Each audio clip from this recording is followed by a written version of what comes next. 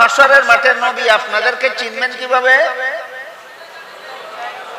উযুর দৌত করা অঙ্গের ঝলমলে আলো দেখে, ঝলমলে আলো দেখে নবী তার উম্মতকে হাসরের মাঠে চিনতে পারবেন।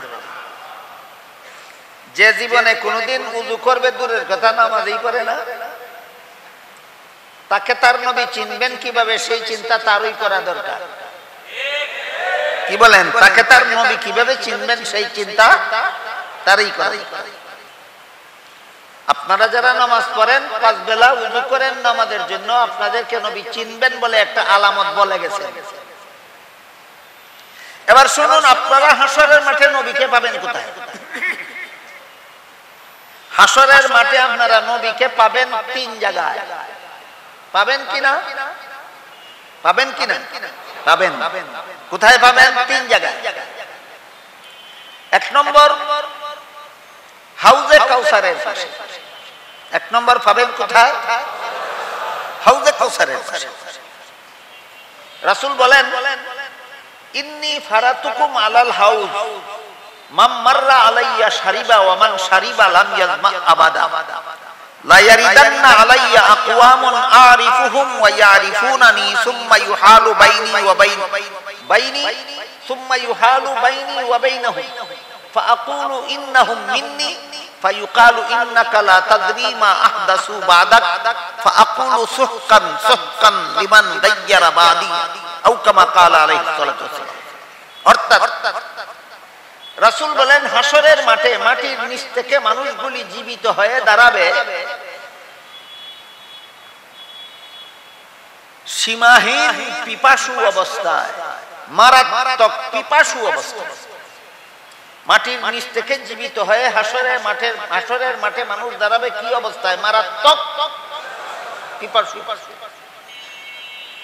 তখন যেন আমার উম্মতেরা হাসরের মাঠে পিপাসু অবস্থায় থাকতে না হয়, তাই আমার উম্মতের পিপাসা নিবারণের জন্য আল্লাহ আমাকে একটা কুয়া দান করেছেন, একটা ঝরনা দান করেছেন।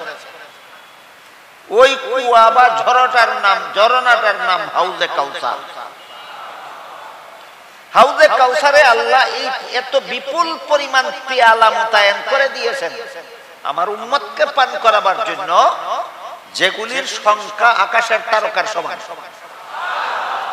আকাশে যতগুলি তারকা আছে, হাউজে কাউসারে এতগুলি পিয়ালা আছে।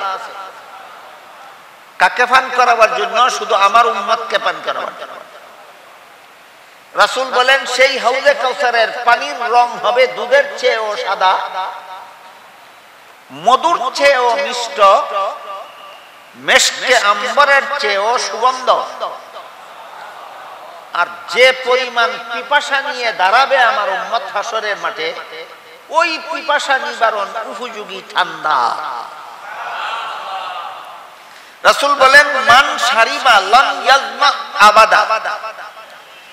আমার হাউজে কাউসারের 1 বিন্দু পানি যে উম্মত পান করবে, অনন্তকাল পর্যন্ত আর কোনোদিন তার পানির পিপাসা হবে না। যেহেতু এই কুয়া আল্লাহ আমাকে দিয়েছেন আমার উম্মতকে পান করাবার জন্য, তাই আমার আগে যদি কোনো উম্মত হাউজে কাউসারের পানি পান করার আশায় সেখানে পৌঁছে যায়, আমার আগে যদি পৌঁছে যায়, তাহলে তো সেখানে পৌঁছে আমাকে পাবে না, না পেয়ে নিরাশ হবে। এমন ভাবে আমার একটা উম্মত যেন নিরাশ না হয়, এজন্য তোমাদের সকলে সেখানে পৌঁছার আগেই আমি সেখানে পৌঁছে যাব। পবিত্র কোরআনের এক আয়াতে আল্লাহ বলেন, লা ইয়ানালু আহদিজ জালিমিন। এর অর্থ হলো আমি কোন গুনাহগারকে নবী বানাই না। কি অর্থ? আমি কোন গুনাহগারকে নবী বানাই না। কে বলেন? আল্লাহ বলেন। তাহলে আল্লাহ যাদেরকেই নবী বানান তারা সবাই হন বেগুনাহ। এটা কি 1-2 জন নবীর বেলায় ব্যতিক্রম কথা, না সকল নবীর বেলায় সার্বজনীন নীতি? এটা একটা সার্বজনীন, সমস্ত নবী রাসূলগণের বেলায় একটা সামগ্রিক নীতি হলো আল্লাহর নির্ধারিত, যে কোন গুনাহগারকেই আল্লাহ নবী বানান না, আল্লাহ যাদেরকে নবী বানান তারা সবাই হয়ে থাকেন বেগুনাহ নিষ্পাপ। বুঝে থাকলে বলুন তো, বেগুনাহগারকে নবী বানানো এটা এক দুইজন নবীর বেলায় ব্যতিক্রম কথা না, সকল নবীর জন্য সার্বজনীন? এটা সকল নবীর জন্য সার্বজনীন নীতি। মাদ্রাসার পরিভাষায় এটাকে বলে কায়দায়ে কুল্লিয়া, সার্বজনীন নীতি। কিন্তু আমরা এর ব্যতিক্রম কোন নবীর জীবনে এর ব্যতিক্রম কিছু ঘটনা দেখতে পাই। যেমন ধরেন, হযরত আদম আলাইহিস সালামকে আল্লাহ জান্নাতে দিয়ে বলেছিলেন সব রকমের ফলমূল খাও, শুধু একটি গাছের ফল খেতে নিষেধ করেছিল। শেষ পর্যন্ত ইবলিসের দুখায় পড়ে আদম জান্নাতে সেই নিষিদ্ধ গাছের ফলটি খেয়েছিলেন। এই ঘটনা কোরআনের বিভিন্ন আয়াতে আছে, রাসূলের বিভিন্ন হাদিসে আছে। এই ঘটনাকে যদি আপনি সুন্নতে রাসূল এবং জামাতে সাহাবার আদর্শ বাদ দিয়ে মন গড়াভাবে ব্যাখ্যা করেন, তাহলে আপনি বলতে পারবেন যে আল্লাহর আদেশ নিষেধ লঙ্ঘন করলেই তো গুনাহ হয়। যেহেতু আদম জান্নাতে আল্লাহর নিষেধ লঙ্ঘন করেছেন, তাই আদম গুনাহ করেছেন। এটা আপনার ব্যাখ্যা ইচ্ছা করলে এভাবে এই ব্যাখ্যা করতে পারে,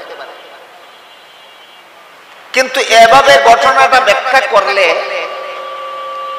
আল্লাহর যে একটা সামগ্রিক নীতি নির্ধারণ করা ছিল সকল নবীর বেলায়, ওই নীতিটা ঠিক থাকে না, ভঙ্গ হয়ে যায়।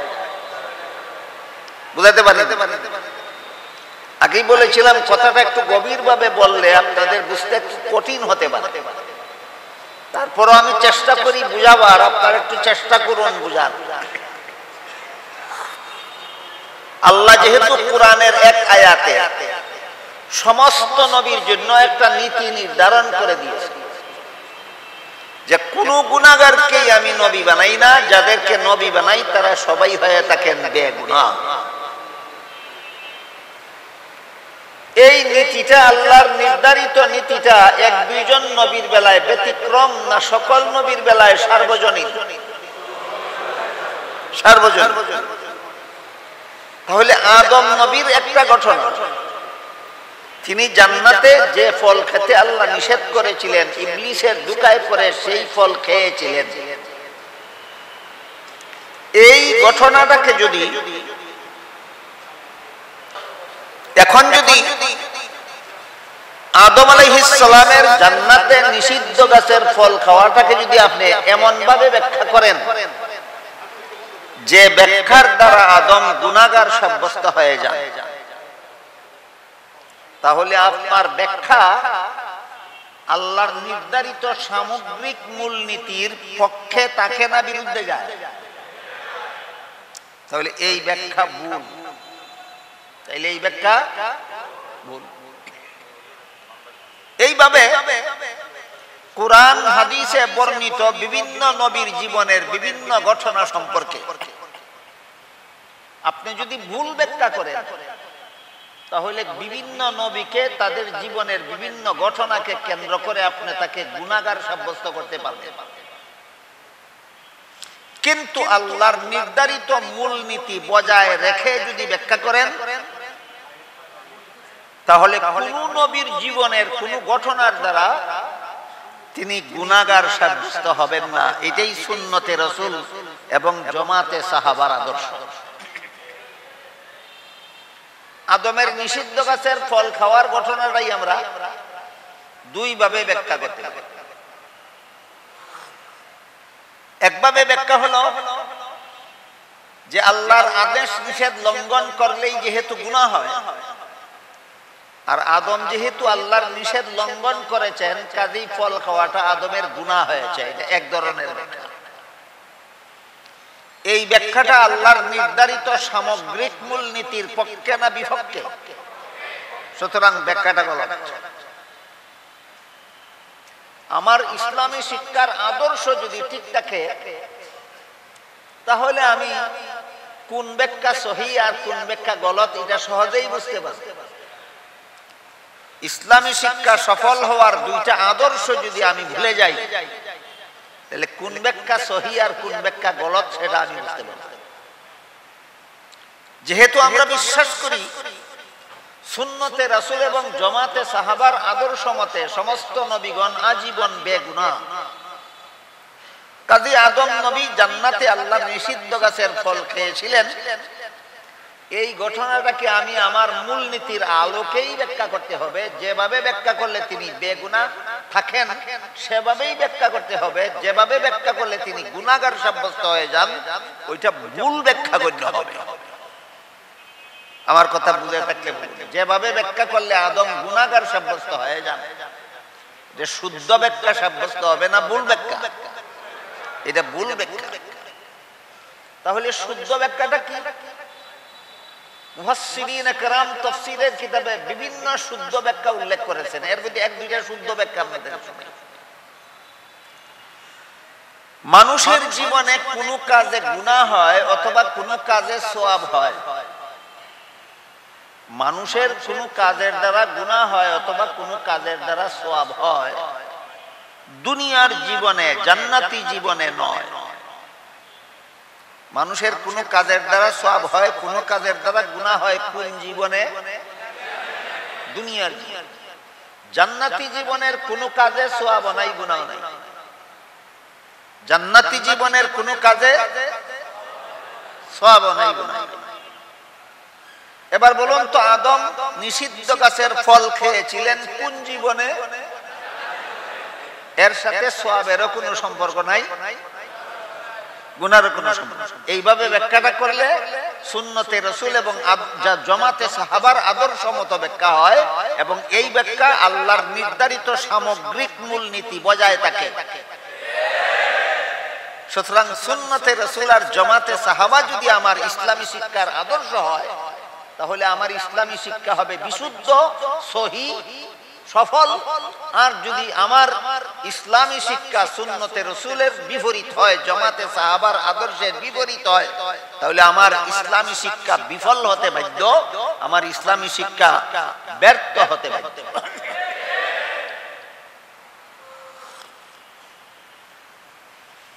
তো আল্লাহ পাক রব্বুল আলামিন আলোচ্য আয়াতে ইসলামী শিক্ষা সফল হওয়ার 3 গুণ উল্লেখ করেছেন। একটা হলো ইসলামী শিক্ষার বৈশিষ্ট্য, আর একটা হলো আদর্শ, আর একটা হলো উদ্দেশ্য। সফল ইসলামী শিক্ষার বৈশিষ্ট্য হলো ইলম অনুপাতে আমল, ইলমের সাথে সাথে। আর সফল ইসলামী শিক্ষার আদর্শ হলো নবীর সুন্নত এবং সাহাবাগণের জামাত। সফল ইসলামী শিক্ষার আদর্শ নবীর সুন্নত এবং সাহাবাগণ। আর হইল ইসলামী শিক্ষার উদ্দেশ্য। আল্লাহ আলোচ্য আয়াতে ইসলামী শিক্ষার উদ্দেশ্যের বিবরণ দিয়া বলেন, ওয়ালিয়ুনজিরু কওমাহুম,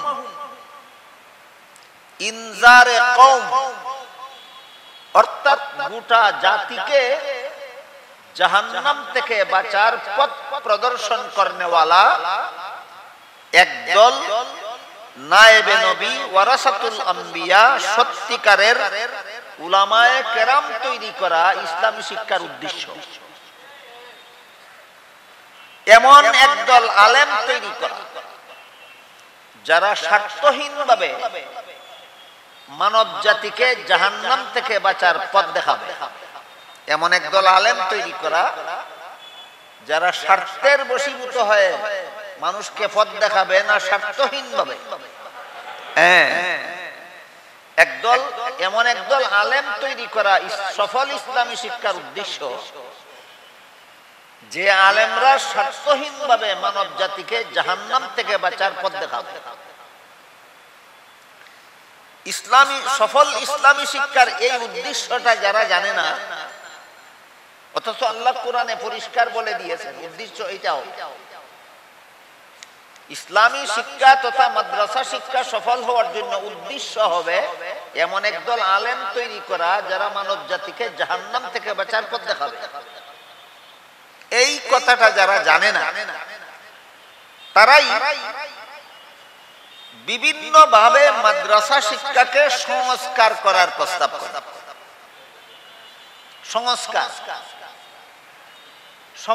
সংস্কারের রূপরেখা তাদের মুখ থেকে যতগুলি পাওয়া যায় এর মধ্যে উল্লেখযোগ্য রূপরেখা হলো মাদ্রাসায় লেখাপড়া করে যারা আলেম হয় তাদের ডাক্তার হতে হবে।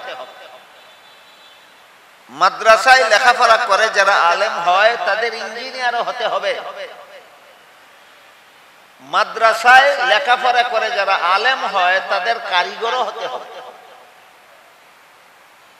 এইসব কথা তারাই বলে যারা সফল মাদ্রাসা শিক্ষার উদ্দেশ্যটাই জানে না।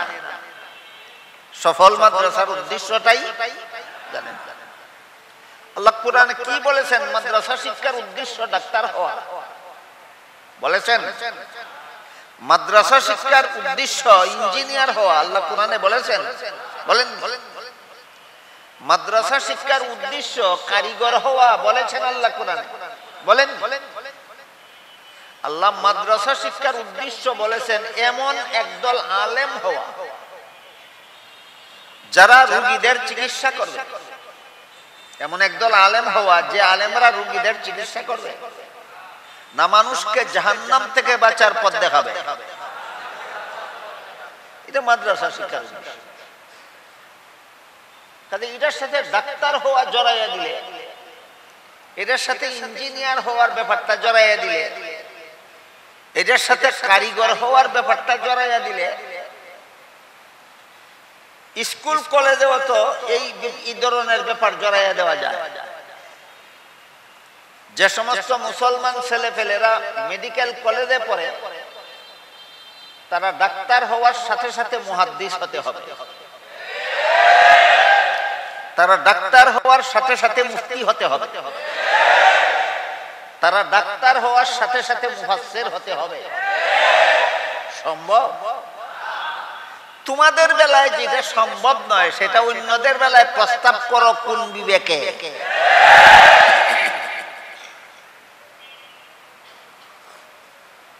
এই ধরনের বিবেকহীন কাণ্ডজ্ঞানহীন প্রস্তাবের মাধ্যমে মাদ্রাসা শিক্ষাকে সংস্কার করার প্রস্তাব তারাই করে যারা মাদ্রাসা শিক্ষার উদ্দেশ্য জানে না। মাদ্রাসা শিক্ষার উদ্দেশ্য জানে না। আল্লাহ পরিষ্কার ভাষায় বলে দিয়েছেন সফল মাদ্রাসা শিক্ষার উদ্দেশ্য হলো মানব জাতিকে জাহান্নাম থেকে বাঁচার পথ প্রদর্শনকারী একদল আলেম তৈরি করা। একদল এই আলেমদের দায়িত্ব হবে রোগীদের চিকিৎসা করা। এই আলেমদের দায়িত্ব হবে যন্ত্রপাতি আবিষ্কার করা। এই আলেমদের দায়িত্ব হবে যুদ্ধের অস্ত্র আবিষ্কার করা। এই আলেমদের দায়িত্ব হবে মানব জাতিকে জাহান্নাম থেকে বাঁচার পথ প্রদর্শন করা। তাহলে আল্লাহর পরিষ্কার ভাষায় মাদ্রাসা শিক্ষার উদ্দেশ্য বর্ণনা করে দেওয়ার পরও যারা আজে বাজে প্রস্তাবের মাধ্যমে মাদ্রাসা শিক্ষাকে সংস্কারের প্রস্তাব করেন এদের জানা উচিত যে আল্লাহ কোরআনে মাদ্রাসা শিক্ষার উদ্দেশ্য এগুলি বলেননি। মাদ্রাসার শিক্ষার উদ্দেশ্য সুস্পষ্টভাবে আল্লাহ কোরআনে বলে দিয়েছেন। তাই সফল মাদ্রাসা শিক্ষার 3 গুণ: বৈশিষ্ট্য, আদর্শ, উদ্দেশ্য। সফল মাদ্রাসা শিক্ষার বৈশিষ্ট্য হলো ইলমের সাথে সাথে আমল। সফল মাদ্রাসা শিক্ষার আদর্শ হলো সুন্নতে রাসূল এবং জামাতে সাহাবা। সফল মাদ্রাসা শিক্ষার উদ্দেশ্য হলো রোগীদের চিকিৎসা করনেওয়ালা একদল আলেম তৈরি করা। 2-4 জনে না বললেন, বাকিরা কি বুঝলেন আমার কথা? এত সফল মাদ্রাসা শিক্ষার উদ্দেশ্য এমন একদল আলেম তৈরি করা যারা চিকিৎসা করতে জানে, না যারা মানব জাতিকে জাহান্নাম থেকে পথ দেখাতে জানে। এটা হলো সফল মাদ্রাসা শিক্ষার উদ্দেশ্য। আমি আশা করি আমার এতক্ষণের কথায় আপনারা সফল মাদ্রাসা শিক্ষার ৩ গুণ যা আল্লাহ আলোচ্য আয়াতে বলে দিয়েছেন পরিষ্কারভাবে বুঝতে পেরেছেন। সফল মাদ্রাসা শিক্ষার বৈশিষ্ট্য হলো ইলমের সাথে আমল। সফল মাদ্রাসা শিক্ষার আদর্শ হইল নবীর সুন্নত এবং সাহাবাগণের জামাত। সফল মাদ্রাসা শিক্ষার উদ্দেশ্য হলো এমন একদল আলেম তৈরি করা যারা মানুষকে জাহান্নাম থেকে বাঁচার পথ দেখায়। এই ৩ গুণ মাদ্রাসা শিক্ষা সফল হওয়ার জন্য কুরআনে আল্লাহ যে ৩ গুণের কথা বলেছেন, এই ৩ গুণ বর্তমান দুনিয়াতে সন্তোষজনকভাবে পাওয়া যায় একমাত্র কওমি মাদ্রাসায়। এই ৩ গুণ সন্তোষজনকভাবে পাওয়া যায় কোন মাদ্রাসায়?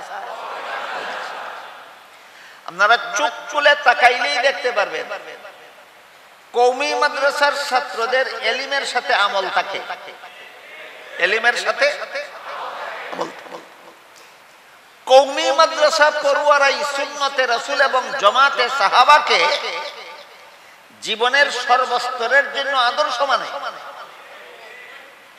কওমি মাদ্রাসা থেকেই মানব জাতিকে জাহান্নাম থেকে বাঁচার পথ দেখাবার মতো সুযোগ্য আলেম তৈরি হয়। তাহলে মাদ্রাসা শিক্ষা সফল হওয়ার যে ৩ গুণ আল্লাহ কুরআনে উল্লেখ করেছেন, এই ৩ গুণ সন্তোষজনকভাবে কোথায় পাওয়া যায়? কওমি মাদ্রাসা। এখন আমরা বোঝার চেষ্টা করব এটা কেন। সফল মাদ্রাসা শিক্ষার ৩ গুণ সন্তোষজনকভাবে কওমি মাদ্রাসায় পাওয়া যায় কিনা, এই প্রশ্নের অতি সংক্ষিপ্ত জবাব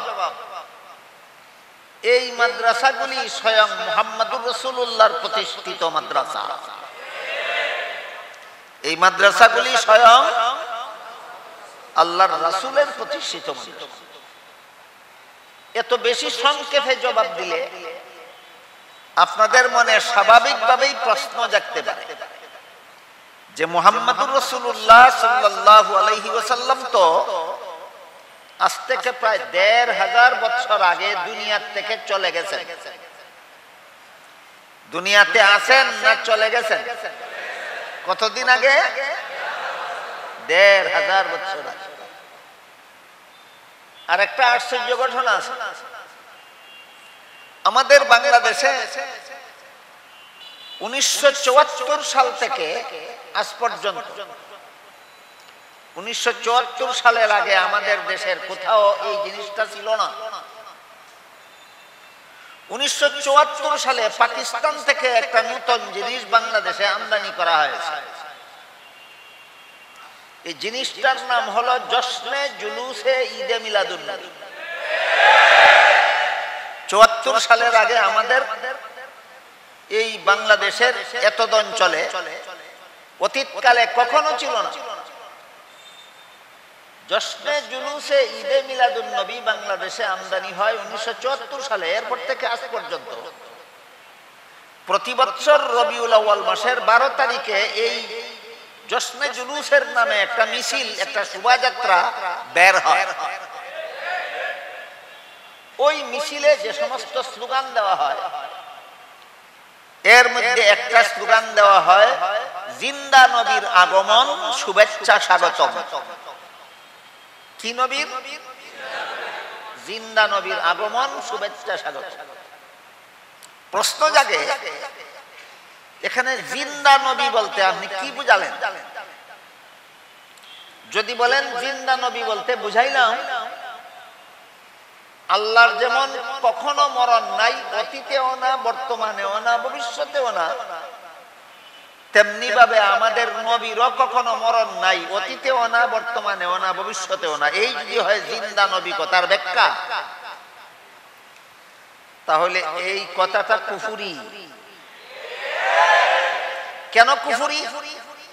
আল্লাহ কুরআনে আমাদের নবীকে সম্বোধন করে বলেন ইন্নাকা মাইয়িতুন ওয়া ইন্নাহুম মাইয়িতুন। হে মুহাম্মদুর রাসূলুল্লাহ সাল্লাল্লাহু আলাইহি ওয়াসাল্লাম, তারাও মরণশীল, আপনিও মরণশীল। তারাও মরণশীল। আল্লাহ যেখানে কোরআনে আমাদের নবীকে মরণশীল বলেছেন, সেখানে যদি আমরা বিশ্বাস করি আমাদের নবীর কখনো মরণ নাই, তাহলে আমার এই বিশ্বাস কোরআন সাপেক্ষ বিশ্বাস না কোরআন বিরোধী বিশ্বাস? কোরআন বিরোধী বিশ্বাসের নাম ঈমান নয়, কোরআন বিরোধী বিশ্বাসের নাম কুফর।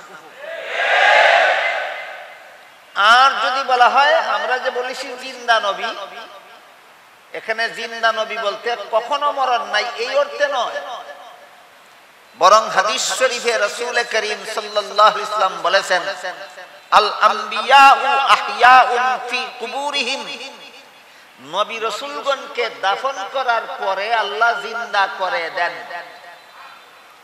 বলেন, জিন্দা নবী দাফন করা হয় না দাফনের পরে নবীকে জিন্দা করা হয়? এই অর্থে যদি জিন্দা নবী বলা হয় তাকে, তাহলে জিন্দা নবী কথাটা ব্যাখ্যাটা শুদ্ধ। জিন্দা নবী কথার ব্যাখ্যাটা শুদ্ধ। কোন ব্যাখ্যা মতো জিন্দা নবী? চিরকাল জিন্দা না দাফনের পরে জিন্দা? চিরকাল জিন্দা ব্যাখ্যা কুফুরি। দাফনের পরে জিন্দা এই ব্যাখ্যাটা শুদ্ধ, এই ব্যাখ্যাটা শুদ্ধ। কিন্তু তখন আগমন শব্দটা ভুল। তখন আগমন শব্দটা ভুল। কেন? যেই হাদিসে রাসূল বলেছেন দাফনের পরে জিন্দা, সেই হাদিসে বলে দিয়েছেন জিন্দা হয়ে নবী রওজা শরীফের ভিতরে থাকেন। তোমাদের কোনো শোভাযাত্রায়, তোমাদের কোনো মিছিলেও আগমন করেন না, তোমাদের কোনো অনুষ্ঠানেও আগমন করেন না, রওজা শরীফের ভিতরে থাকেন। তাহলে নবী দাফন করার পরে আবারও আমাদের সমাজে আগমন করেন? আগমন ১৫০০ বছর আগে চলে গেছেন, এরপরে আর কারো অনুষ্ঠানে আগমন করবেন না। রওজা শরীফ থেকে বের হয়ে শুধুমাত্র হাশরের মাঠে দাঁড়াবেন। রওজা শরীফ থেকে বের হয়ে আপনাদের কোনো অনুষ্ঠানে আগমন করবেন? আপনাদের কোনো মিছিলে আগমন করবেন না? শুধুমাত্র হাশরের মাঠে দাঁড়াবেন। শুধুমাত্র হাশরের মাঠে দাঁড়াবেন। হাশরের মাঠে নবীর উম্মত নবীকে পাবে কোথায়? আর নবী তার উম্মতকে চিনবেন কিভাবে? এটা আরেক আলোচ্য বিষয়, যেটা আমার মূল আলোচ্য বিষয়ের বহির্ভূত, তবুও কথায় কথায় আসলো বলে ফেলি। হাশরের মাঠে উম্মত নবীকে পাবে কোথায় এবং নবী তার উম্মতকে চিনবেন কিভাবে? হাদিস শরীফে রাসূল করিম সাল্লাল্লাহু আলাইহি ওয়াসাল্লাম বলেছেন, আমার উম্মত ৫ বেলা নামাজের জন্য যে ওযু করে, এই ওযুর সময় যে সমস্ত অঙ্গ ধোয়, কোন কোন অঙ্গ ধোন আপনারা ওযুর সময়? মুখ, হাত, পা। হাত, মুখ। বুঝে থাকলে বলেন তো, হাশরের মাঠে নবী আপনাদেরকে চিনবেন কিভাবে? ওযুর ধৌত করা অঙ্গের ঝলমলে আলো দেখে, ঝলমলে আলো দেখে নবী তার উম্মতকে হাশরের মাঠে চিনতে পারবেন। যে জীবনে কোনোদিন ওযু করবে দূরের কথা, নামাজই করে না, তাকে তার নবী চিনবেন কিভাবে? সেই চিন্তা তারই করা দরকার। কি বলেন? তাকে তার নবী কিভাবে চিনবেন সেই চিন্তা তারই করা। আপনারা যারা নামাজ পড়েন, ৫ বেলা ওযু করেন নামাজের জন্য, আপনাদেরকে নবী চিনবেন বলে একটা আলামত বলে গেছে। এবার শুনুন, আপনারা হাশরের মাঠে নবীকে পাবেন কোথায়? হাশরের মাঠে আপনারা নবীকে পাবেন ৩ জায়গায়। পাবেন কিনা? পাবেন কিনা? পাবেন। কোথায় পাবেন? ৩ জায়গায়। ১ নম্বর, হাউজে কাউসারের পাশে। ১ নম্বর পাবেন কোথায়? হাউজে কাউসারের পাশে। রাসূল বলেন, ইন্নী ফারাতুকুম আলাল হাউজ মান মাররা আলাইয়া শারিবা ওয়া মান শারিবা লাম ইয়াজমা আবাদা লা ইয়ারিদান্না আলাইয়া আকওয়ামুন আরিফুহুম ওয়া ইয়ারিফুনানি সুম্মা ইউহালু বাইনি সুম্মা ইউহালু বাইনি ওয়া বাইনাহুম ফাআকুলু ইন্নাহুম মিন্নি فيقال إنك لا تدري ما أحدثوا بعدك فأقول سحقا سحقا لمن غير بعدي أو كما قال عليه الصلاة والسلام। অর্থাৎ রাসূল বলেন হাসরের মাঠে মাটির নিচ থেকে মানুষগুলি জীবিত হয়ে দাঁড়াবে সীমাহীন পিপাসু অবস্থায়, মারাত্মক পিপাসু অবস্থায়। মাটির নিচ থেকে জীবিত হয়ে হাসরের মাঠে মানুষ দাঁড়াবে কি অবস্থায়? মারাত্মক পিপাসু। তখন যেন আমার উম্মতেরা হাসরের মাঠে পিপাসু অবস্থায় থাকতে না হয়, তাই আমার উম্মতের পিপাসা নিবারণের জন্য আল্লাহ আমাকে একটা কুয়া দান করেছেন, একটা ঝরনা দান করেছেন। ওই কুয়া বা ঝরনাটার নাম হাউজে কাউসার। হাউজে কাউসারে আল্লাহ এই এত বিপুল পরিমাণ পেয়ালা মোতায়েন করে দিয়েছেন আমার উম্মতকে পান করাবার জন্য, যেগুলির সংখ্যা আকাশের তারকার সমান। আকাশে যতগুলি তারকা আছে, হাউজে কাউসারে এতগুলি পেয়ালা আছে। কাকে পান করাবার জন্য? শুধু আমার উম্মতকে পান করাবার জন্য। রাসূল বলেন সেই হাউজে কাউসারের পানির রং হবে দুধের চেয়েও সাদা, মধুর চেয়েও মিষ্ট, মেশকে আম্বরের চেয়েও সুগন্ধ। আর যে পরিমাণ পিপাসা নিয়ে দাঁড়াবে আমার উম্মত হাসরের মাঠে, ওই পিপাসা নিবারণ উপযোগী ঠান্ডা। রাসূল বলেন মান শারিবা লাম ইয়াজমা আবাদা। আমার হাউজে কাউসারের এক বিন্দু পানি যে উম্মত পান করবে, অনন্তকাল পর্যন্ত আর কোনোদিন তার পানির পিপাসা হবে না।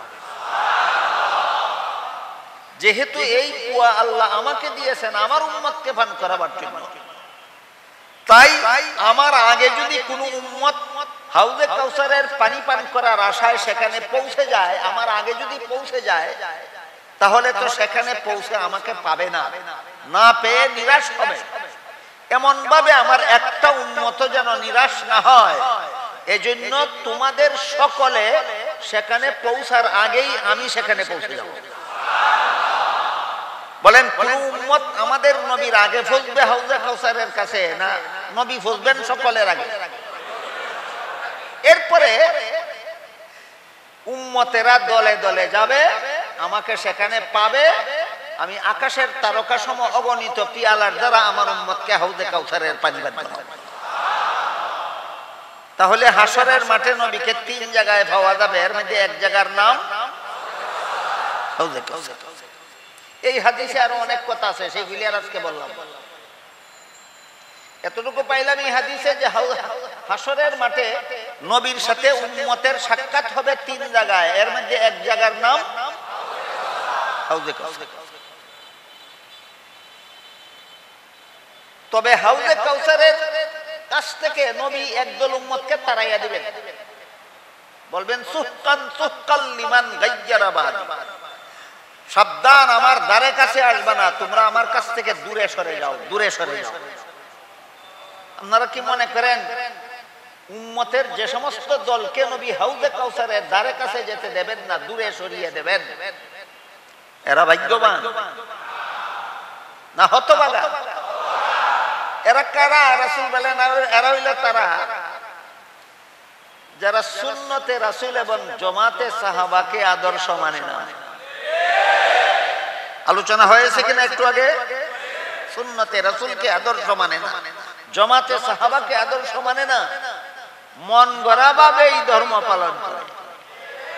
কিভাবে ধর্ম পালন করে? নবীর সুন্নতের আদর্শ মতো, সাহাবায়ে কেরামের জামাতের আদর্শ মতো, না মন গড়া যুক্তি মতো? মন গড়া যুক্তি। মন গড়া যুক্তির মধ্যে একটা যুক্তি আপনাদেরকে শোনাই। হাদিস শরীফে আল্লাহর রাসূল বলেছেন আমার মুসলমান উম্মতের জন্য বাৎসরিক দুইটা ঈদের ব্যবস্থা আল্লাহর পক্ষ থেকে দেওয়া হয়েছে। আমার উম্মতের জন্য বাৎসরিক দুইটা ঈদের ব্যবস্থা আল্লাহর পক্ষ থেকে দেওয়া হয়েছে। একটা ঈদের নাম ঈদুল আজহা, আর একটা ঈদের নাম ঈদুল ফিতর। একটা ঈদের নাম ঈদুল আজহা, একটা ঈদের নাম ঈদুল ফিতির। আমরা যদি এখানে একটা যুক্তি দেই যে ঈদুল আজহা তো আমরা নবীর শুভাগমনের উসিলায় পাইলাম, নবী দুনিয়াতে শুভাগমন করেছিলেন, তার কারণে আমরা ঈদুল আজহা পাইলাম, ঈদুল ফিতির পাইলাম। যার শুভাগমনের কারণে ঈদ দুইটা পাইলাম, তার জন্ম তারিখে আরেকটা ঈদ করলাম। রাসূলকে এইটাই বলেছিলেন যে আমার জন্ম তারিখে আরেকটা ঈদ করবা না ঈদ সর্বমোট দুইটাই করবা? আরেকটা ঈদ যে আমরা করলাম, এটা কি সুন্নতে রাসূল এবং জামাতে সাহাবার আদর্শ মতো না মন গড়া যুক্তি মতো? এই এর নাম হইল মন গড়া যুক্তিতে ধর্ম ভালো। রাসূল বলেন যারা মন গড়া যুক্তি মতে ধর্ম পালন করবে, কিয়ামতের দিন হাসরের মাঠে হাউজে কাউসারের পারে এরা যেতে পারবে না, আমার দ্বারে কাছে এদেরকে যেতে দেব না, এদেরকে এক বিন্দু হাউজে কাউসারের পানি পান করতে দেব না। এই হইল হাদিসের শব্দ সুক্কান সুক্কাল লিমান গায়্যারা বাদিয়া। যাই হোক, আমি বলতেছিলাম হাসরের মাঠে নবীকে পাওয়া যাবে কত জায়গায়? এক নম্বর হাউজে কাউসার, দুই নম্বর মিজান। মিজান নামে একটা জিনিস আছে যার দ্বারা মানুষের আমল ওজন হবে হাসরের মাঠে। মিজান নামে একটা জিনিস আছে যার দ্বারা হাসরের মাঠে মানুষের আমল ওজন হবে। সেই ওজনের সময় প্রত্যেকটা উম্মতের আমলনামা ওজন করার সময় মিজানের কাছে রাসূল দাঁড়ানো থাকবেন। প্রত্যেকটা উম্মতের আমল ওজন করার সময় মিজানের পাশে রাসূল দাঁড়ানো থাকবেন।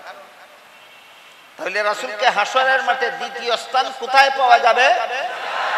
মিজানের কাছে পাওয়া যাবে। এক হাদিসে উল্লেখ আছে, এই যে মিজান শব্দের অর্থ হলো পাল্লা। মিজান শব্দের অর্থ দুনিয়ার পদার্থ মাপার মতো পাল্লা নয়, হাসরের মাঠের মিজানটা হবে মানুষের আমল মাপার মতো পাল্লা। দুনিয়ার দান চাল সোনা রূপা মাপার মতো পাল্লা না মানুষের আমল মাপার মতো পাল্লা? মানুষের আমল মাপার মতো। এই পাল্লাগুলি এত বড় হবে যে ৭ আসমান ৭ জমিন এর মধ্যবর্তী সবকিছু উঠালেও পাল্লা বড় না। এই জন্য হাসরের মাঠে হযরত দাউদ আলাইহিস সালাম এই মিজান নামের পাল্লা দেখা মাত্র বেহুশ হয়ে যাবে। পাল্লা দেখা মাত্র বেহুশ হয়ে যাবে। হুশ হওয়ার পরে আল্লাহ দাউদ আলাইহিস সালামকে জিজ্ঞাসা করবেন, তুমি পাল্লা দেখে বেহুশ হয়ে গেলা কেন? দাউদ আলাইহিস সালাম বললেন, আল্লাহ যেই পাল্লার মধ্যে ৭ আসমান ৭ জমিন উঠাইলেও ভরবে না, এই পাল্লা কোন লোকের আমলের দ্বারা ভরতে পারে? কাজে কোন লোকের আমলের দ্বারা পাল্লা ভরবেও না, ওজন হবেও না, জাহান্নাম থেকে বাঁচতেও পারবে না কোনো মানুষ। এই জন্য এই মিজান দেখে আমি বেহুশ হয়ে গেছি। তখন আল্লাহ বলবেন, আল্লাহ তখন দাউদ আলাইহিস সালামকে বলবে, আপনার সেই চিন্তা করতে হবে না, আপনার সেই চিন্তা করতে হবে না যে বান্দার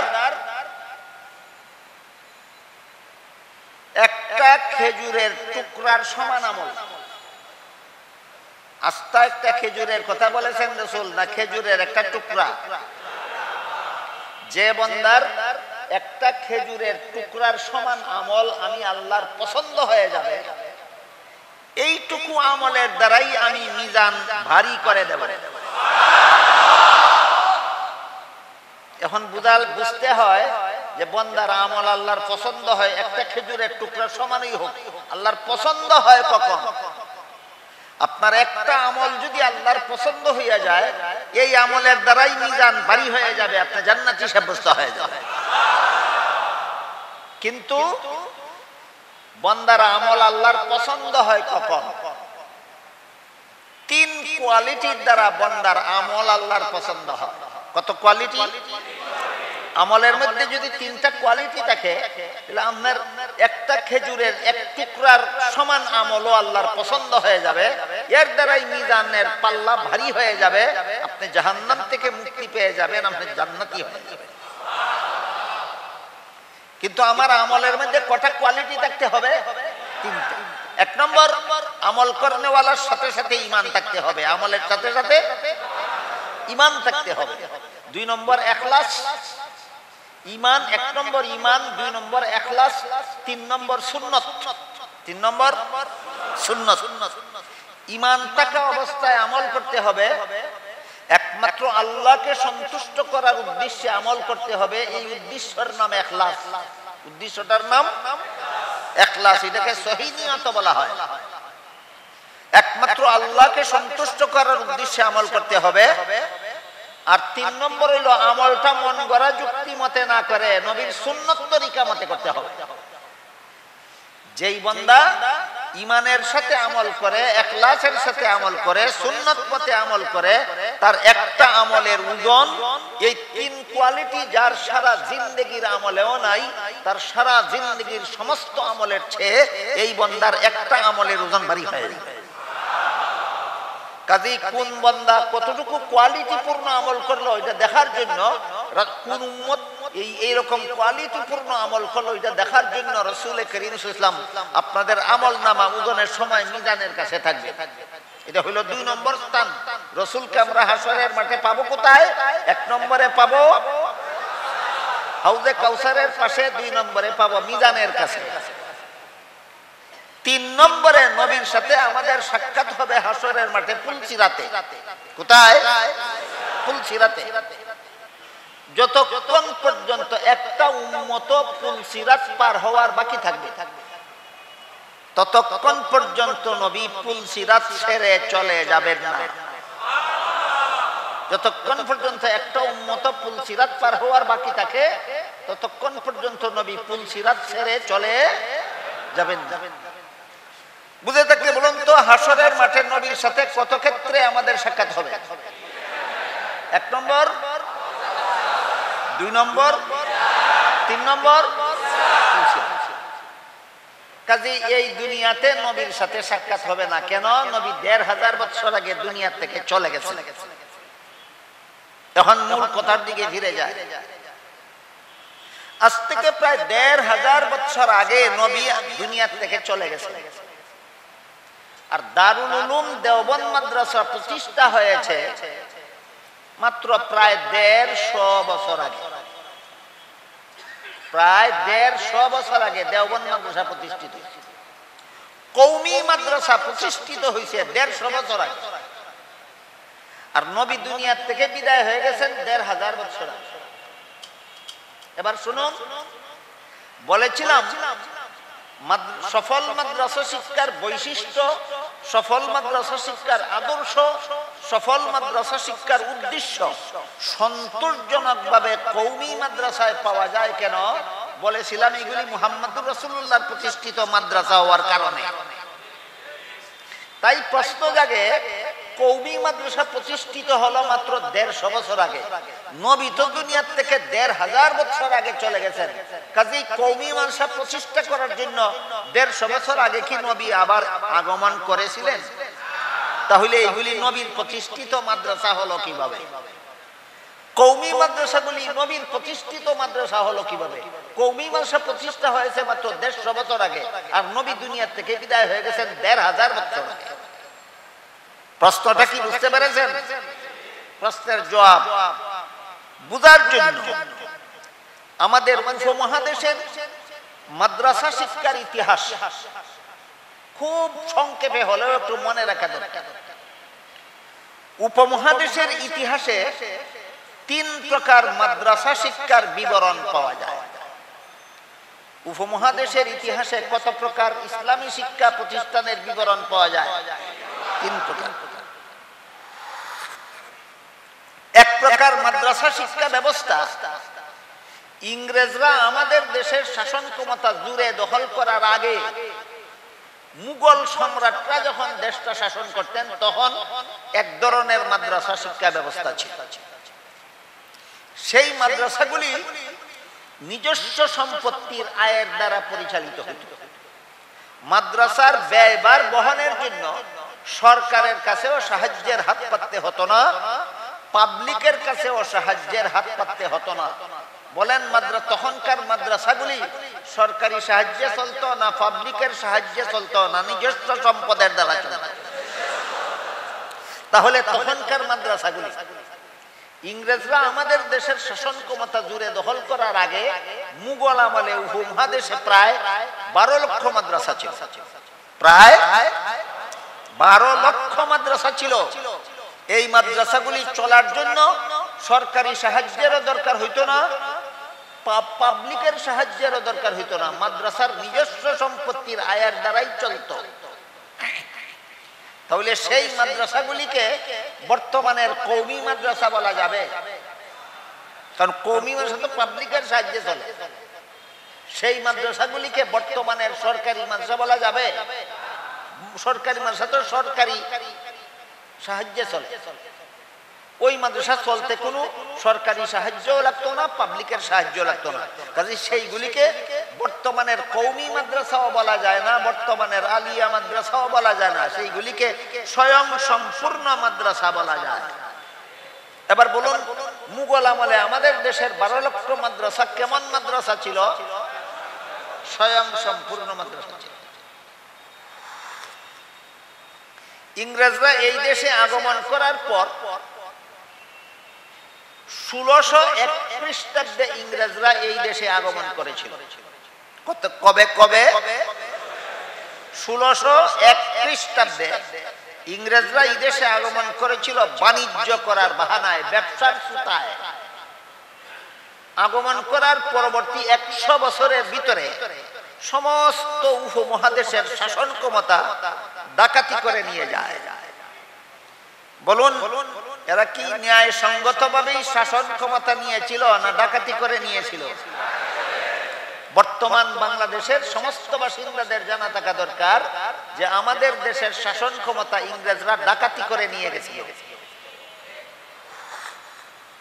নেওয়ার পর 12 লক্ষ মাদ্রাসার যত সম্পত্তি ছিল সমস্ত সম্পত্তি সরকারিকরণ করে বাজেয়াপ্ত করে নিয়ে যায়।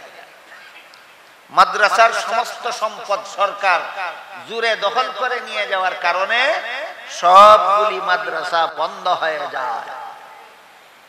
বলুন, 12 লক্ষ স্বয়ং সম্পূর্ণ মাদ্রাসা বন্ধ করেছিল কারা? ইংরেজরা। প্রথম প্রকার মাদ্রাসার ইতিহাস এখানেই শেষ। এবার দ্বিতীয় প্রকার মাদ্রাসা শিক্ষার ইতিহাস শুরু হয়। সেটা হলো ইংরেজ শাসিত উপমহাদেশের কলিকাতা এলাকায় একজন বিখ্যাত বুজুর্গ আলেম বসবাস করতেন। তার নাম ছিল মোল্লা মাজুদউদ্দিন রহমতুল্লাহ আলাইহি। তার মাধ্যমে কলিকাতা এলাকার মুসলমানেরা ইংরেজ সরকারের কাছে আবেদন করলো যে তোমরা আমাদের লক্ষ লক্ষ মাদ্রাসার সম্পত্তি নিয়ে যাওয়ার কারণে দেশের সবগুলি মাদ্রাসা বন্ধ হয়ে গেছে, তাই অন্তত কলিকাতা শহরে সরকারি খরচে একটা মাদ্রাসা প্রতিষ্ঠা করে দাও, যেই মাদ্রাসা সরকারি খরচে পরিচালিত হবে, যাতে অন্তত কলিকাতার মুসলমানের ছেলেপেলেরা নিজেদের ধর্ম শিক্ষা করতে পারে। মোল্লা মাজুদউদ্দিনের মাধ্যমে কলিকাতা এলাকার মুসলমানেরা ইংরেজ সরকারের কাছে এই আবেদন করার পর ইংরেজ গভর্নর লর্ড ওয়ারেন হেস্টিংস 1781 খ্রিস্টাব্দে কলিকাতায় একটা মাদ্রাসা প্রতিষ্ঠা করে দেয় সরকারি খরচে, এবং সরকারি খরচেই সেটা পরিচালনারও ব্যবস্থা করে দেয়। এখান থেকে সরকারি মাদ্রাসার ইতিহাস শুরু হয়। এবার কোন মাদ্রাসার ইতিহাস শুরু হইল? সরকারি ইতিহাস বুঝে থাকলে বলুন, উপমহাদেশে সর্বপ্রথম সরকারি মাদ্রাসাটা কবে প্রতিষ্ঠিত হয়? 1781 খ্রিস্টাব্দে। কে প্রতিষ্ঠা করে দেয়? ইংরেজ গভর্নর লর্ড ওয়ারেন হেস্টিংস প্রতিষ্ঠা করে দেয়।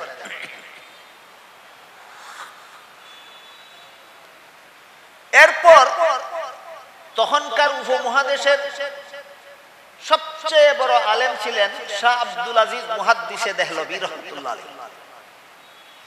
তিনি একটা ঐতিহাসিক বিপ্লবী ফতোয়া চালু করলেন। ফতোয়ায় উল্লেখ ছিল, এই ডাকাতের দল বাণিজ্য করার সুতায় আমাদের দেশে এসেছিল, আমাদের শাসন ক্ষমতা জুড়ে দখল করে নিয়ে গেল, আমাদের 12 লক্ষ মাদ্রাসা এবং এর সম্পত্তি ধ্বংস করে দিল। এদের হাত থেকে স্বাধীনতা, দেশের স্বাধীনতা উদ্ধার করার জন্য প্রত্যেকটা মুসলমানদের জন্য ইংরেজ ডাকাতদের বিরুদ্ধে, ক্ষমতাসীন ইংরেজদের বিরুদ্ধে মুক্তিযুদ্ধ করা ফরজ।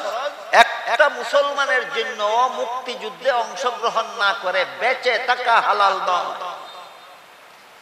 মুক্তিযুদ্ধ না করে কোন মুসলমানের জন্য বেঁচে থাকা হালাল নয় ফতোয়া দেওয়ার কারণে ইতিহাসের পাতায় শাহ আব্দুল আজিজের ফতোয়াটাকে বিপ্লবী ফতোয়া নামে আখ্যায়িত করা হয়। মুক্তিযুদ্ধে অংশগ্রহণ না করে কোন মুসলমানদের জন্য বেঁচে থাকা হালাল নয়। খুব সহজ ফতোয়া না, অত্যন্ত কঠিন ফতোয়া ছিল। এই ফতোয়ার ভিত্তিতে ইংরেজ বিরোধী মুক্তিযুদ্ধ শুরু হয়।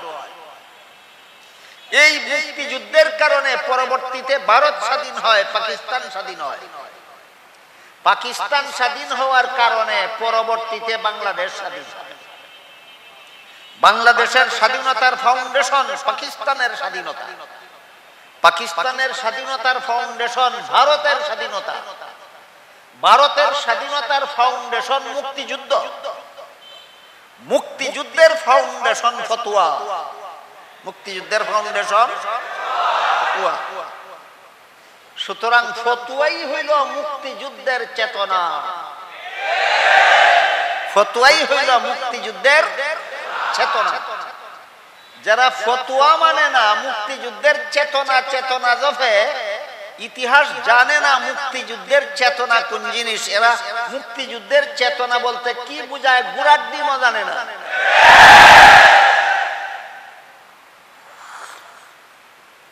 ইতিহাসের আলোকে সুস্পষ্টভাবে প্রমাণিত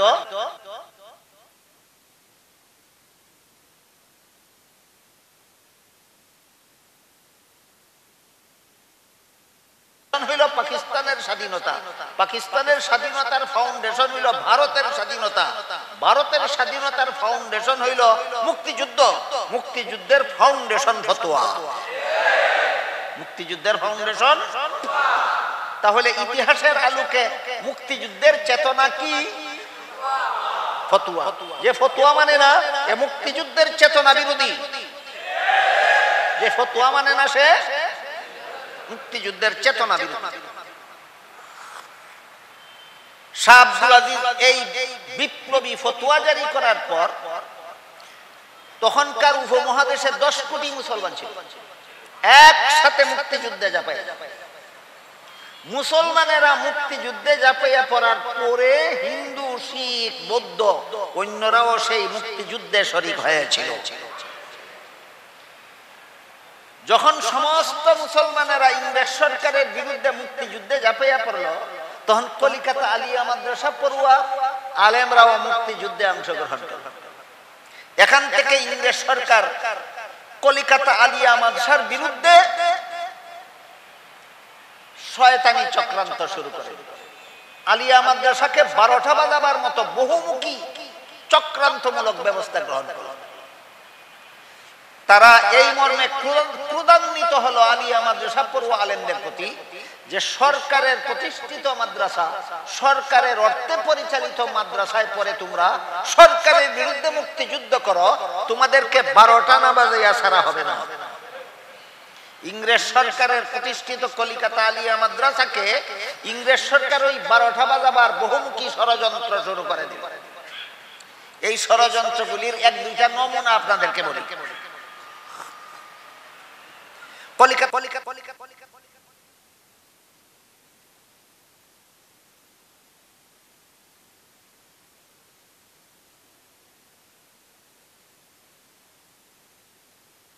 ইসলাম ধর্ম শিক্ষা প্রতিষ্ঠান। কলিকাতা আলিয়া মাদ্রাসার প্রথম প্রিন্সিপাল খ্রিস্টান, দ্বিতীয় প্রিন্সিপাল খ্রিস্টান, তৃতীয় প্রিন্সিপাল খ্রিস্টান, চতুর্থ প্রিন্সিপাল খ্রিস্টান, পঞ্চম প্রিন্সিপাল খ্রিস্টান, ধারাবাহিকভাবে 26 জন প্রিন্সিপাল। যেই মাদ্রাসার খ্রিস্টান প্রিন্সিপাল হয়, বলুন সেই মাদ্রাসার ইসলামী শিক্ষা 12টা বাজতে আর কত বাকি থাকে? কলিকাতা আলিয়া মাদ্রাসাকে 12টা বাজাবার জন্য ইংরেজ সরকার যত ষড়যন্ত্র করেছিল, এর মধ্যে একটা ষড়যন্ত্র হল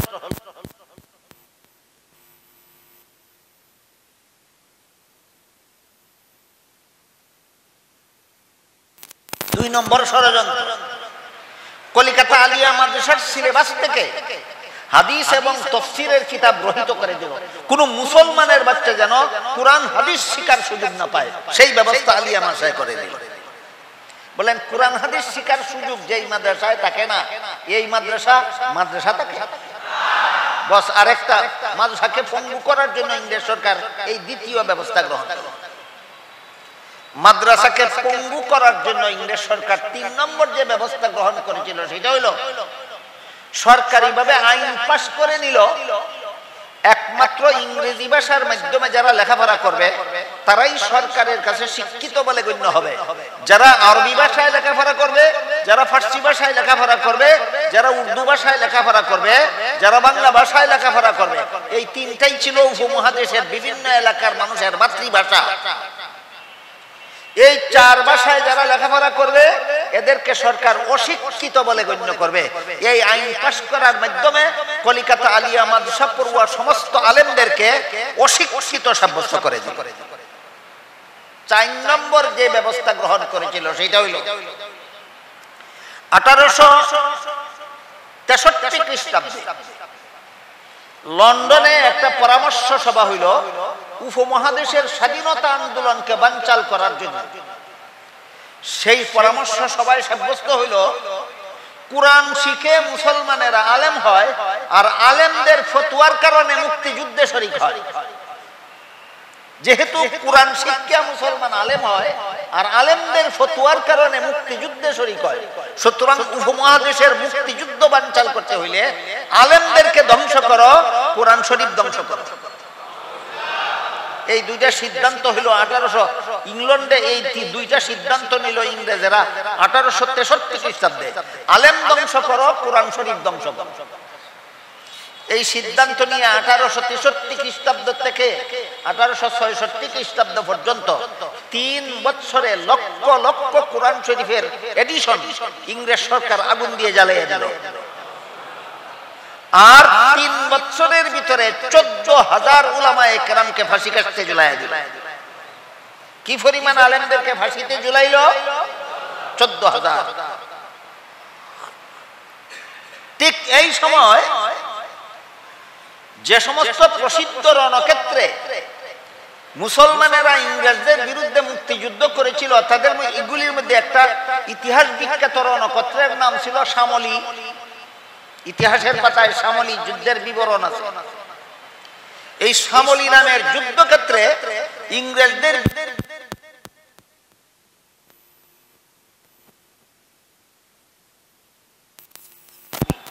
প্রধান সেনাপতি ছিলেন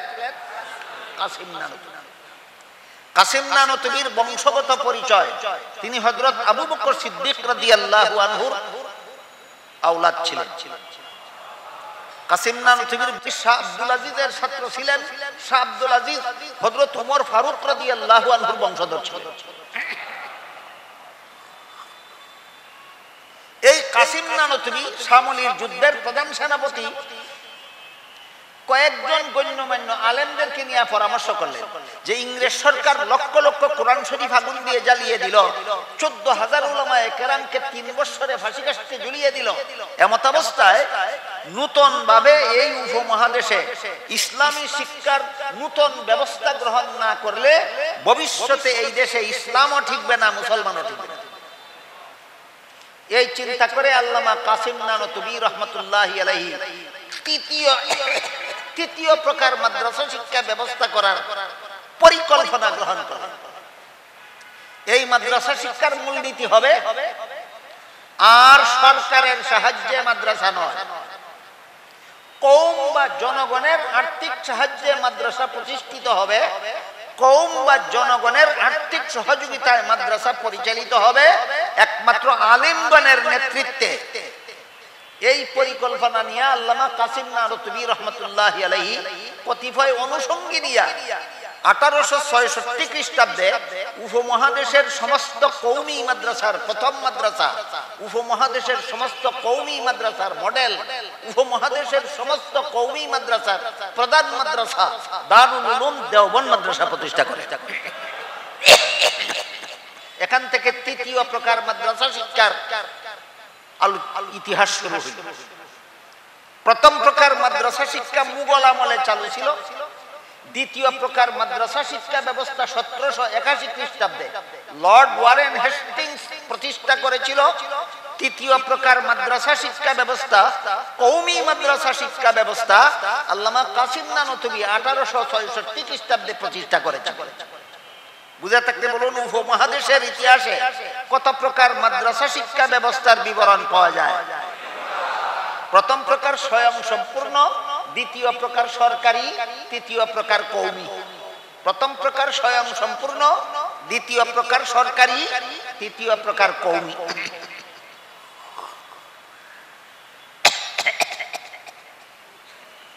উনিশশো 1947 সালে পাকিস্তান স্বাধীন হইল, ভারত স্বাধীন।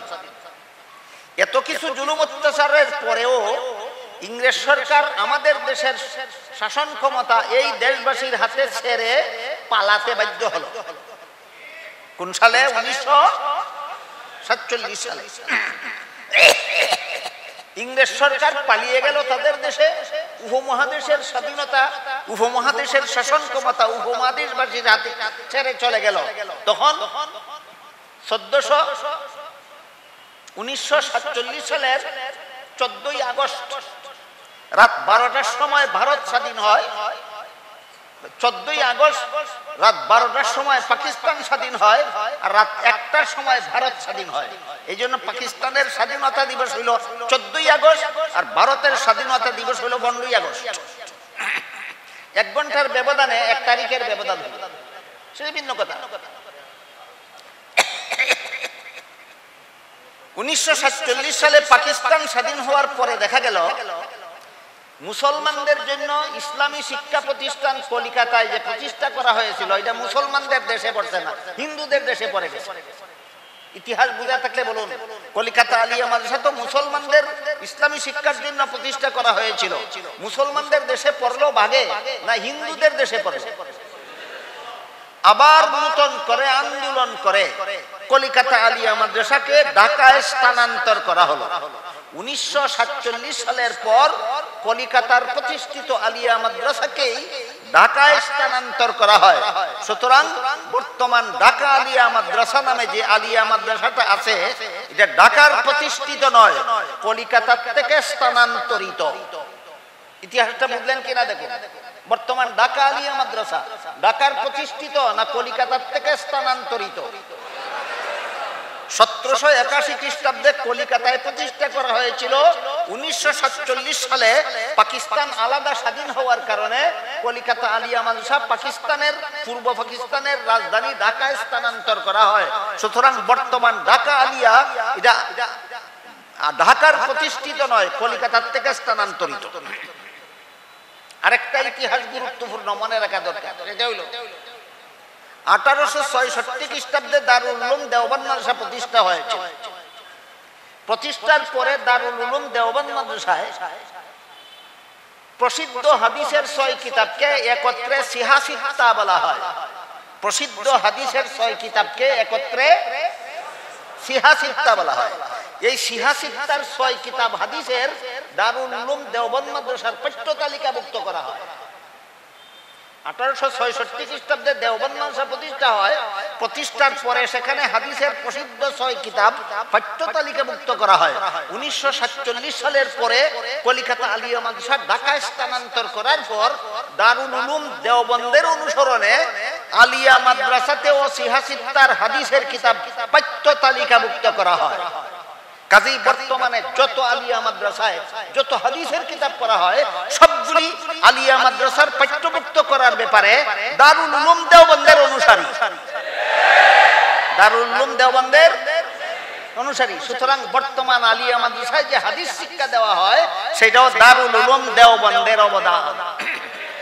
বর্তমান আলিয়া মাদ্রাসায় যে হাদিস শিক্ষা দেওয়া হয়, সেটাও দারুল উলুম দেওবন্দের অবদান। আল্লামা কাসিম নানতুবি রহমতুল্লাহি আলাইহি 1866 খ্রিস্টাব্দে উপমহাদেশের সর্বপ্রধান কওমি মাদ্রাসা দারুল উলুম দেওবন্দ মাদ্রাসা প্রতিষ্ঠা করেন। প্রতিষ্ঠার আগে কয়েকজন অনুষঙ্গী নিয়ে পরিকল্পনা গ্রহণ করেছিলেন। যাদেরকে নিয়ে তিনি পরিকল্পনা গ্রহণ করেছিলেন তাদের মধ্যে একজনের নাম ছিল মাওলানা রফিউদ্দিন রহমতুল্লাহ। মাওলানা রফিউদ্দিন স্বপ্নে দেখেন মুহাম্মদুর রাসূলুল্লাহ সাল্লাল্লাহু আলাইহি ওয়াসাল্লাম বলতেছেন যে তোমাদের পরিকল্পিত মাদ্রাসার ঘর আমার অঙ্কিত রেখায় রেখায় নির্মাণ করবা। এই বলে রাসূল নিজের হাতের লাঠি মুবারক দ্বারা ভারতের উত্তর প্রদেশের দেওবন্দ নামক বস্তির এক জায়গায় রেখা টেনে দিলেন। রেখা টেনে দিয়ে বললেন তোমাদের পরিকল্পিত মাদ্রাসার ঘর আমার অঙ্কিত রেখায় রেখায় নির্মাণ করবা। এটা হলো স্বপ্নের ঘটনা, কিন্তু ঘুম ভাঙার পরে বাস্তবেও স্বপ্নে দেখা রাসূলের লাঠি মুবারকের রেখা পাওয়া গেল এবং সেই দাগে দাগেই সর্বপ্রথম কওমি মাদ্রাসা দারুল উলুম দেওবন্দ মাদ্রাসার ঘর নির্মাণ করা হয়। সুতরাং সর্বপ্রথম কওমি মাদ্রাসার বাহ্যিক প্রতিষ্ঠাতা হিসাবে যদিও আমরা কাসিম নানুতুবিকে দেখতে পাই, কিন্তু আধ্যাত্মিক প্রতিষ্ঠাতা হিসাবে মুহাম্মদুর রাসূলুল্লাহকে দেখতে পাই। সর্বপ্রথম কওমি মাদ্রাসা বাহ্যিকভাবে প্রতিষ্ঠা করেছিলেন কাসিম নানুতুবি, আর আধ্যাত্মিকভাবে প্রতিষ্ঠা করেছিলেন মুহাম্মদুর রাসূলুল্লাহ সাল্লাল্লাহু আলাইহি ওয়াসাল্লাম। প্রশ্ন জাগতে পারে যে স্বপ্ন যুগে রাসূল রেখা টেনে দিলেন, ঘুম ভাঙার পরেও সেই রেখা পাওয়া গেল, সেই রেখায় রেখায় সর্বপ্রথম কওমি মাদ্রাসা দারুল উলুম দেওবন্দ মাদ্রাসার ঘর নির্মাণ করা হলো। এটার কি কোনো এই কথার কি কোনো ঐতিহাসিক ভিত্তি আছে? প্রশ্নের জবাব হলো হ্যাঁ। কয়েক হাজার পৃষ্ঠা বিশিষ্ট একটা উর্দু ইতিহাস গ্রন্থের নাম তারিখে দারুল উলুম দেওবন্দ। বাংলাদেশ ইসলামিক ফাউন্ডেশনের পক্ষ থেকে সেই ইতিহাস গ্রন্থের বাংলা অনুবাদ প্রকাশিত হয়েছে। অনুদিত বাংলা গ্রন্থের নাম দারুল উলুম দেওবন্দের ইতিহাস। এই ইতিহাস গ্রন্থের ভূমিকায় সুস্পষ্ট ভাষায় লেখা আছে যে রাসূল করিম সাল্লাল্লাহু আলাইহি ওয়াসাল্লাম নিজের হাতের লাঠি মোবারক দ্বারা রেখা টেনে দিয়েছিলেন। ঘুম ভাঙার পরেও সেই রেখা পাওয়া গেছিল। রাসূলের অঙ্কিত রেখায় রেখায় সর্বপ্রথম কওমি মাদ্রাসা দারুল উলুম দেওবন্দ মাদ্রাসার ঘর নির্মাণ করা হয়েছে। সুতরাং এটা কোনো মুখস্থ করা পুঁথির জুড়ে পড়া পুঁথির কথা নয়, এটা ঐতিহাসিক কথা। যে মাদ্রাসার আধ্যাত্মিক প্রতিষ্ঠাতা মুহাম্মদুর রাসূলুল্লাহ সাল্লাল্লাহু আলাইহি ওয়াসাল্লাম, এই মাদ্রাসার ছাত্র ইলম শিখবে, আমল করবে না, হতেই পারে না। এই মাদ্রাসা পড়ুয়া আলেমগণ সুন্নতে রাসূল আর জামাতে সাহাবাকে আদর্শ মাপকাঠি মানবেন না, হতেই পারে না। এই মাদ্রাসা পড়ুয়া আলেমগণ একদল হক্কানি আলেম নায়েবে নবী ওয়ারাসাতুল আম্বিয়া তৈরি হবেন না, হতেই পারে না। সুতরাং সফল মাদ্রাসা শিক্ষার 3 গুণ কওমি মাদ্রাসায় সন্তোষজনক পাওয়া যায় কেন? মুহাম্মদুর রাসূলুল্লাহর লাঠি মুবারকের দাগের বরকতে। রাসূলের লাঠির দ্বারা রেখা টেনে দিয়েছিলেন, এই রেখায় রেখায় সর্বপ্রথম কওমি মাদ্রাসার ঘর নির্মাণ করা হয়েছিল। সেই লাঠির দাগের বরকতে কওমি ছাত্ররা ইলম মতো আমল করে, সেই লাঠির দাগের বরকতে কওমি আলেমগণ সুন্নতে রাসূল এবং জামাতে সাহাবাকে আদর্শ মাপকাঠি বিশ্বাস করে, সেই লাঠির দাগের বরকতে কওমি পড়ুয়া আলেমগণ জগৎবাসী মানুষকে জাহান্নাম থেকে বাঁচার পথ প্রদর্শন করে। আরেকটা প্রশ্ন জাগতে পারে, সেটা হলো রাসূল যদি দেওবন্দের মাটিতে দাগ দেওয়ার জন্য আসতে পারেন, তাহলে আমাদের জশ্নে জুলুসে ঈদে মিলাদুন নবীতে আসতে পারবেন না কেন? তাইলে আমরা জিন্দা নবীর আগমন স্লোগান দিলে দোষ কি? তোমাদের এখানে আসতে পারেন, আমাদের এখানে আসতে পারবেন না কেন? এই প্রশ্ন জাগে কিনা?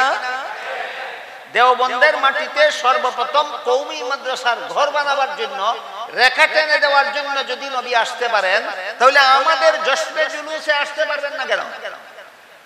প্রশ্ন বুঝলেন কিনা? প্রশ্নের জবাব বলার আগে জিজ্ঞাসা করে, দেওবন্দের জমিনে দাগ দেওয়ার জন্য যদি মদিনা শরীফে শায়িত নবীর আসতে হয়, তাহলে সেটা নবীর অলৌকিকতা হয় না? না এসেই যদি রেখা পৌঁছে দিতে পারেন তাইলে বুজুর্গি হয়। দেওবন্দের মাটিতে দাগ দেওয়ার জন্য মদিনার থেকে নবী দেওবন্দে যদি আসতে হয় তাহলে এটা অলৌকিক হয় না লৌকিক হয়? আমরা তো নবীর অলৌকিকতায় বিশ্বাসী, আমরা নবীর অলৌকিকতায় বিশ্বাসী। আমাদের কওমি সর্বপ্রথম কওমি মাদ্রাসা দারুল উলুম দেওবন্দ মাদ্রাসার ফাউন্ডেশনের রেখা টেনে দেওয়ার জন্য নবী আসেননি। নবী আসেননি, আমাদের এখানেও আসেননি, তোমাদের ওখানেও আসেন না। হাদিসটা আগেই বলেছি, রাসূল বলেন আল আমবিয়াউ আহইয়াউন ফি কুবুরিহিম, নবীগণ রওজা শরীফে দাফন করার পর জীবিত হয়ে কোথাও আগমন করেন না, রওজা শরীফের ভিতরে থাকেন। বলেন কোথাও আগমন করেন না, রওজা শরীফের ভিতরে থাকেন। নবী বলে গেছেন আগমন করেন না, ভিতরে থাকেন। সুতরাং যারা বলে আগমন করেন যে তাদের মন গড়া ব্যাখ্যা। যারা বলে নবী রওজা শরীফের ভিতরে থাকেন যে সুন্নতে রাসূলের ব্যাখ্যা, জমাতে সাহাবার ব্যাখ্যা। সুতরাং সত্যিকারের আহলে সুন্নাত ওয়াল জামাতের মুসলমানদের আকীদা হলো নবী সদা সর্বদা রওজা শরীফের ভিতরে থাকেন, কোথাও আগমন করেন না। দেওবন্দেও আগমন করেন না, জশ্নে জুলুসের মিছিলেও আগমন করেন। এর একটা জ্বলন্ত উদাহরণ পেশ করে আজকের মতো কথা শেষ করি। আমি আশা করি মুসলমান হিসাবে আপনারা কম বেশি সকলেই শুনে থাকবেন, নবী দুনিয়াতে থাকাকালে এক সময়ের ঘটনা এই ছিল যে জবলে আবি কুবাইস নামক পাহাড়ের চূড়ায় দাঁড়িয়ে নবী নিজের হাতের আঙ্গুলের দ্বারা আকাশের চন্দ্র ইশারা করেছিলেন, চন্দ্র দ্বিখণ্ডিত হয়ে গেছে। ঘটনাটা আজকেই শুনলেন না আরো শুনেছেন? নবীর আঙ্গুলের ইশারায় আকাশের চন্দ্র দ্বিখণ্ডিত হয়েছিল, আরো শুনেছেন কিনা? আরো শুনেছেন। তারপরে আবার জোড়া লেগেছিল, আধুনিক বিজ্ঞানের অবদানে চন্দ্রে গমনের অভিযানে সর্বপ্রথম সাফল্য লাভ করেছিলেন আমেরিকার সেরা বিজ্ঞানী নীল আর্মস্ট্রং। চন্দ্র বিজয়ের অভিযানে সর্বপ্রথম সাফল্য লাভ করেছিলেন কে? Neil Armstrong. আপনারা যারা মুঠামুঠি ভাবে আধুনিক বিজ্ঞান জানেন বা বুঝেন, আপনাদের জানা থাকার কথা, পৃথিবী বেষ্টনকারী মহাশূন্যে যেভাবে অক্সিজেন আছে, আমরা যে নাক দিয়ে শ্বাস টানি, এই টানার সময় বাতাসের সাথে অক্সিজেন আমার ফুসফুসের ভিতরে প্রবেশ করে, আর শরীরের ব্যবহৃত দূষিত রক্ত ফুসফুসের ভিতরে অক্সিজেনের ছোঁয়া পেয়ে ধুলাই হয়, বিশুদ্ধ হয়। আমার কথা বুঝে থাকলে বলুন, মানুষের শরীরের ব্যবহৃত দূষিত রক্ত, ময়লাযুক্ত রক্ত ধুলাই হয় কিসের দ্বারা? অক্সিজেনের দ্বারা। দূষিত রক্ত ফুসফুসের ভিতরে আসে, আর অক্সিজেনও আমার নাকের টানা বাতাসের সাথে ফুসফুসের ভিতরে যায়। এই ফুসফুসটা হইল ময়লা রক্ত ধুলাই করার কারখানা। ফুসফুসটা হলো মানুষের শরীরের ময়লা রক্ত ধুলাই করার কারখানা।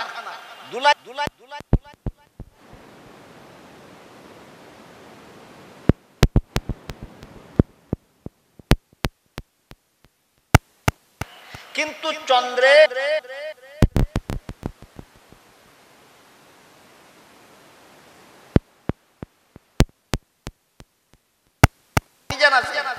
বিন্দু মাত্র কোনো অক্সিজেন নেই। তাই চন্দ্র বিজয়ের অভিযানে সাফল্য লাভ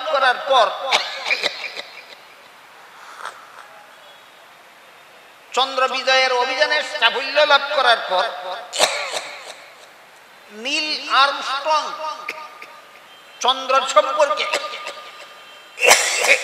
পৃথিবীর মানুষকে 3টা তথ্য দান করেছিল।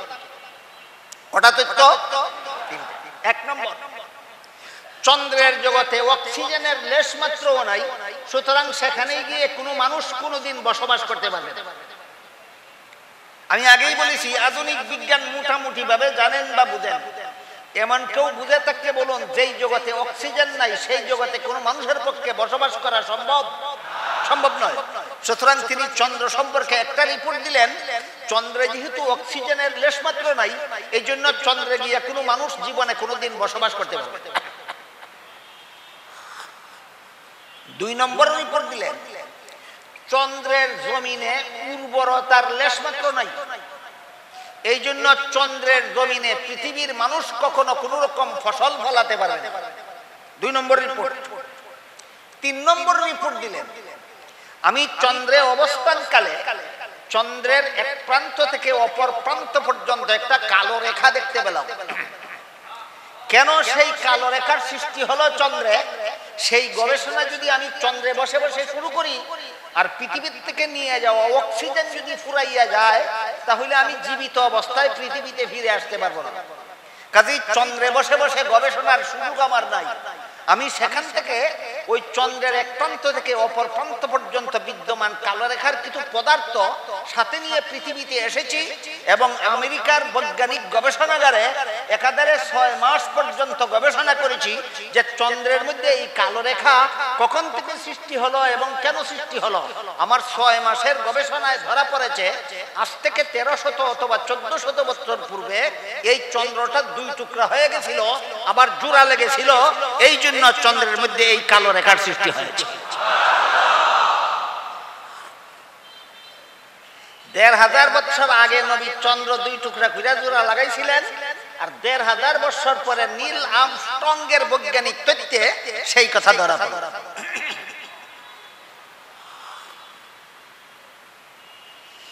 তাহলে এই ঘটনার দ্বারা আমরা কি পাইলাম?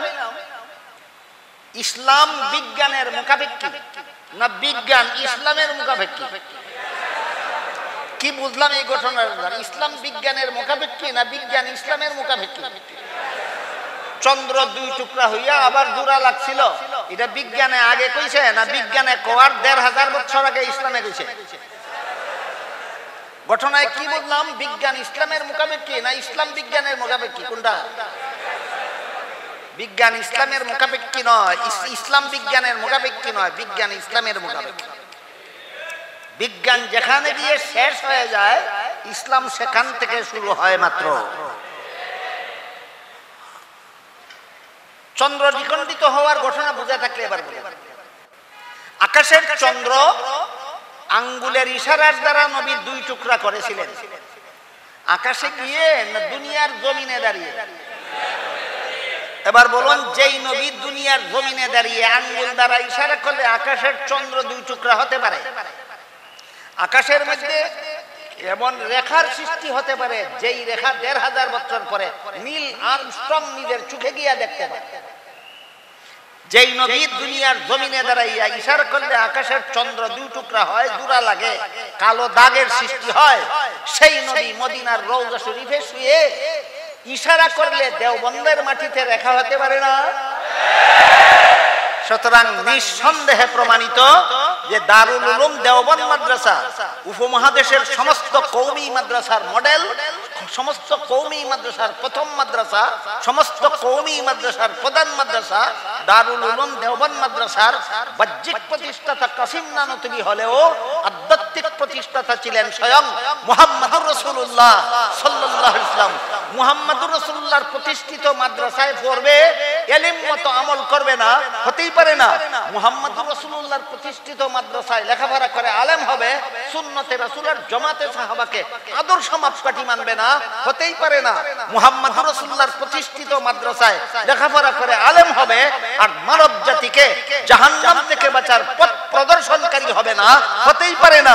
সুতরাং মাদ্রাসা শিক্ষা সফল হওয়ার যে 3 গুণের বিবরণ আল্লাহ কোরআনে দিয়েছেন, এই 3 গুণ কওমি মাদ্রাসায় কেন পাওয়া যায়, সন্তোষজনকভাবে কেন পাওয়া যায়? মুহাম্মদুর রাসূলুল্লাহর লাঠি মুবারকের দাগের বরকতে।